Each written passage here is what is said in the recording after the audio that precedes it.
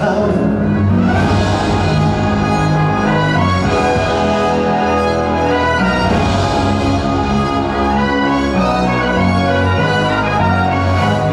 तुला काय झालं काय झालं काय झालं मला सांग झालं गेला लय झालं वय झालं आता थांब कुणीतरी तुला छळलंय मन लय चुरगळलंय आता मध्ये लय झालंय तुला कसं नाही कळलंय मन माझं